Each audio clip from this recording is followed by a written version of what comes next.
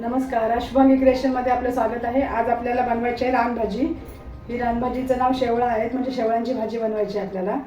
आणि ह्या शेवळ्या विकायला येतात ना ती लोक, ही बघा हा पाला पण आणतात। या पाल्याचं नाव काय मला कमेंटमध्ये सांगा।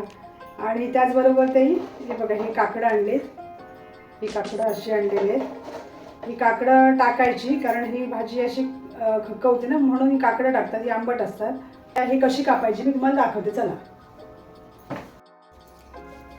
हे बघा हे असं आपण साफ करून घेऊया। आता हे वरचं काढायचं पहिलं।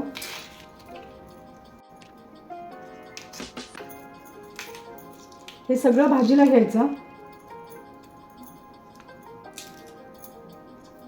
आणि हा बघा हा पिवळा जो भाग दिसतोय ना तो काढायचा। पिवळा भाग खकवतो जास्ती। आणि इथून आपण आता कापून घ्यायचं। बघा हा पिवळा भाग काढायचा। हा बघा हा बरोबर काढलाय भाग पिवळा, आणि हा इथला घेतला। हे सर्व घ्यायचं, हे फक्त पिवळा भाग काढून टाकायचा। आणि हे आता हे बघा हे सगळं आहे ना, हे बारीक कापून घ्यायचं। असं एक एक मी दाखवलं ना त्याप्रमाणे सगळं साफ करून घ्यायचं आणि बाकी सगळं कापायचं आता बारीक।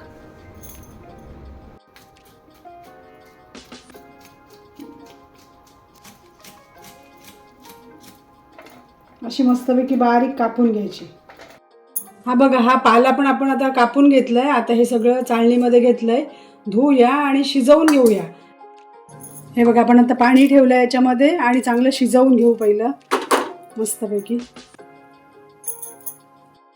आता हे काकडं पण याच्यामध्ये पाल्यामध्ये शिजवून घेऊया।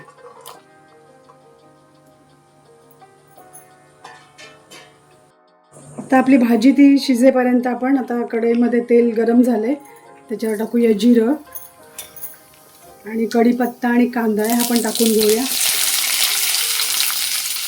आणि ती भाजी शिजेपर्यंत आपला हे तयार होईल ना, कांदा मसाला सगळं।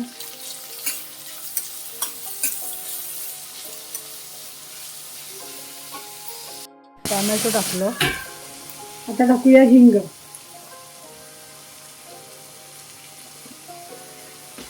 हळद टाकूया,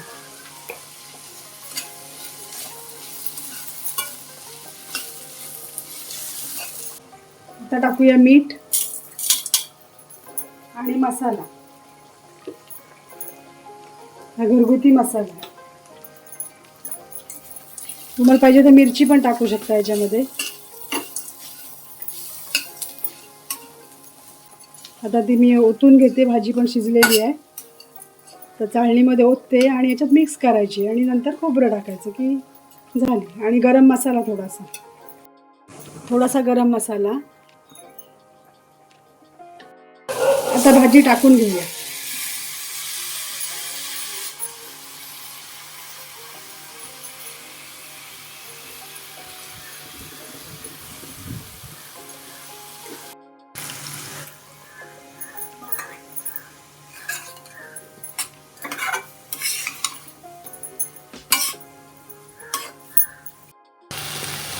आता भाजीमध्ये टाकूया चिंचेचा कोळ।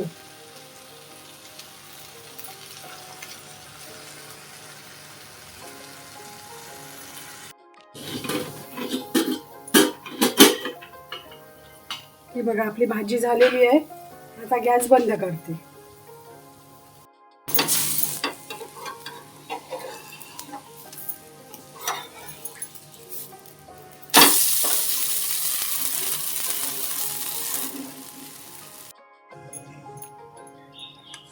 आता आपली शेवळ्यांची भाजी तयार झाली, या जेवायला। काकडं पण मस्त शिजलीत।